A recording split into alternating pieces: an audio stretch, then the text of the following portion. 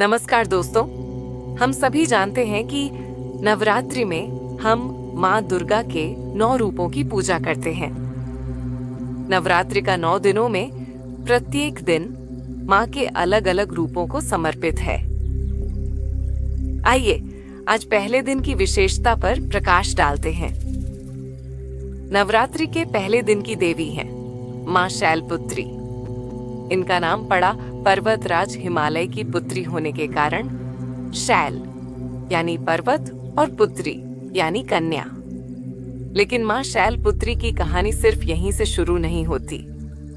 इसके पीछे एक बहुत गहरी कथा छिपी है। दोस्तों, पिछले जन्म में ये थी सती, राजा दक्ष की पुत्री और भगवान शिव की पत्नी।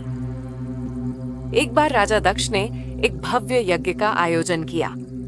सभी देवताओं और ऋषि मुनियों को आमंत्रित किया गया, लेकिन भगवान शिव को जानबूझकर नहीं बुलाया गया।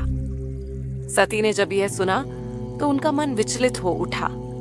शिवजी ने समझाया, सती, बिना बुलाए जाना अपमानजनक होगा।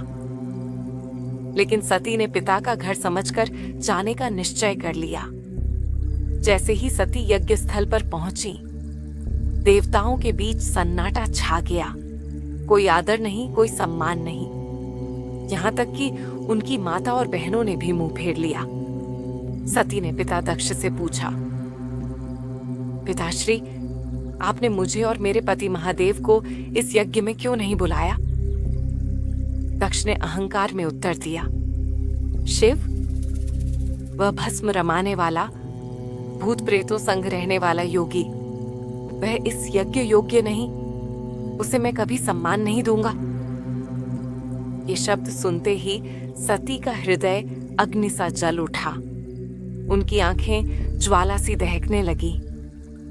सभा को देखते हुए उन्होंने कहा, जिस सभा में मेरे पति का अपमान हो और उस सभा में मेरा शरीर उपस्थित हो, उस शरीर में रहना मेरे लिए अपमान है।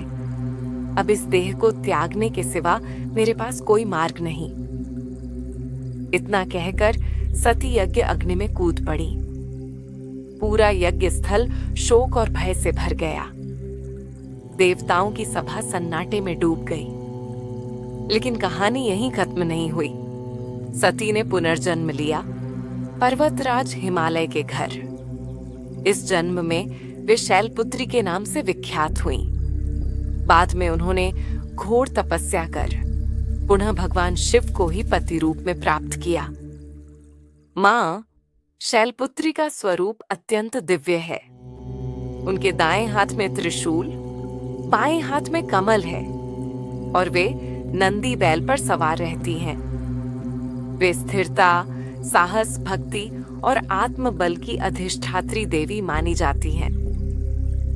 नवरात्रि के पहले दिन मां शैलपुत्री की पूजा करने से जीवन में सुख, समृद्धि और अद्भुत शांति की प्राप्ति होती है।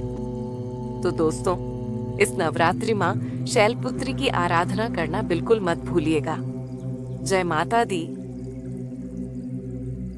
ऐसी ही रोचक जानकारी से भरी कहानियों के लिए हमारे चैनल वेल्थ वेव के साथ बने रहें। और अगर आपने अभी तक चैनल को सब्सक्राइब नहीं किया है तो अब भी सब्सक्राइब करें।